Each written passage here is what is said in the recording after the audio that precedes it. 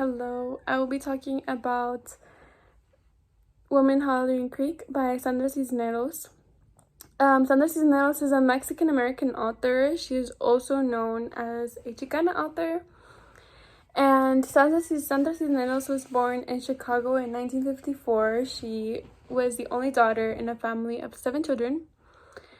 The Cisneros family traveled frequently between Chicago and Mexico to visit their family members, and they would often settle in a different home every time they returned. And this shows that Cisneros has the source of experience, a nice cup of experience about the life, or at least the type of communities that are in America versus Mexico, and also as the only daughter in a family of 7. You can see the similarities between her and Cleofilas, as Cleofilas was the only daughter of her. She was the only woman in her household growing up. And the historical context of the Chicano feminism movement, it was a movement created to empower Mexican Americans, or Chicana women, and it began collecting strength until the 1970s. And women petitioned both racial inequalities in the U.S. and sexism, or machismo in Spanish, within Mexican Americans. And in the 1980s and 1990s, Chicana feminist writing really took a leap, and Woman Hollering Creek was published in 1991, so it was definitely published during this movement. And a portion of Cisneros' work, including Woman Hollering Creek, undertakes gender oppression and its impacts on Chicana women.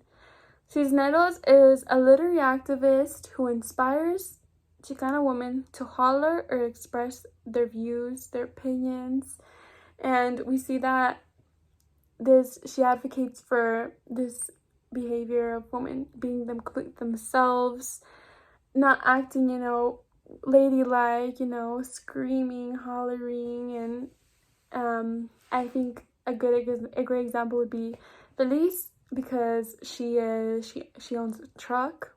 She doesn't just own a car, she owns a truck, and she just screams whenever she passes through the creek, and she's not afraid to be herself or act manly at any sort, and I think it's pretty cool. The setting in most of her stories resonate in San Antonio, Texas, or Mexico City, Mexico.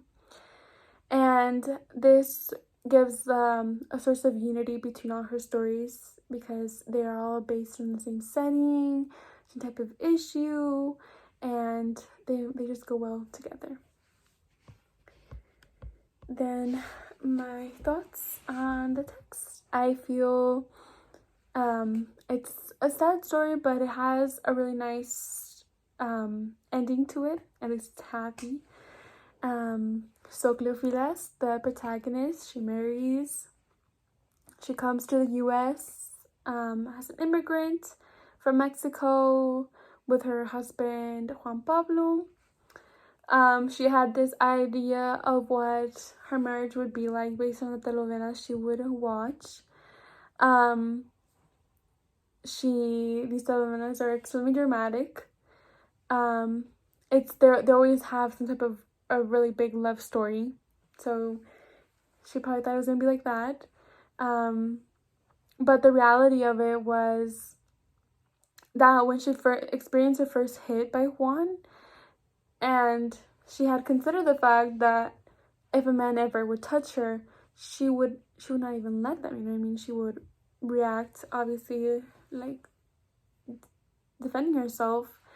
But when it happened to her the first time, she just stood there. She was frozen. She was speechless. She was emotionless. She was just in shock of what had happened, and it was definitely not how she would want to have reacted. But it's just the way humans react to things. We have such a plan of how we're gonna react to things, but when we're put into these type of situations, you never know how your body's gonna react, even if mentally you want to react a different way. She became more and more isolated from her family in Mexico, and it got really bad. The Howling Creek is an important symbol to the story. Gavrila seems to be a big fan of it in a way. It does represent her isolation and her depression at some point in the story, because she was thinking of essentially killing herself and her kids, similar to La Llorona. You know, when it was night, she was sad, her kid was there, and she was near water to drown them, just like La Llorona did. Obviously, she didn't do that, but definitely the thought of it going through her head and how she considered it showed just how much she was affected both mentally and physically at that moment. And a big theme that I consider to be part of the story is kind of like the idea that Mexicans or even Americans have of the experience Mexicans will have once they cross the border, once they get here. You know, as a Mexican American myself, I think we consider and we think that the experience is going to be, you know, great once we get over here safely. You know, we're gonna get a better job, the land of the free, our dreams are gonna come true, and we kind of dismiss a lot of like the disadvantages of coming here, not only of safety concerns, but also like Gavrila, she doesn't really express her expectations for America, but she did have an expectation for marriage, and it completely like turned on her.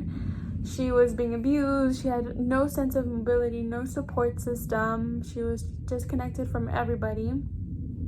And it just opens up this new idea and conversation about issues specifically that women will confront with or be confronted with being Mexican and transitioning into a new country filled with oppression, sexism, and abuse. Another theme could be the machismo or the sexism that can be found in a Mexican household. We see that ever since she lived with her dad. She was the only woman in the house, so she had to play that role of like the mom. She would cook, she would, you know, get the dad's beers, and she was like the maid basically of the house. And then we see that even more intensely in Juan Pablo's household with her husband, where she is just doing the laundry and the chores, the cooking, and Juan Pablo holds this expectation for her of what her position is in this household, but she's not happy because he does not appreciate all of the work she does and instead abuses her and beats her, and it was just definitely not what she was expecting. She was silenced and she had no sense of mobility. She didn't have a car. I don't think it was, if you weren't rich, you didn't have a source of mobility in the community.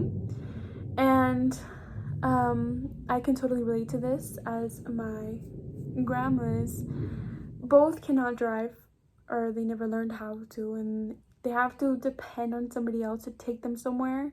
And it is sad because they're not independent at all. And La Llorona, I feel like, is a really big symbol in the story, as Gavrila and her share many similarities, as in their marriage was completely toxic. Their husbands were cheaters.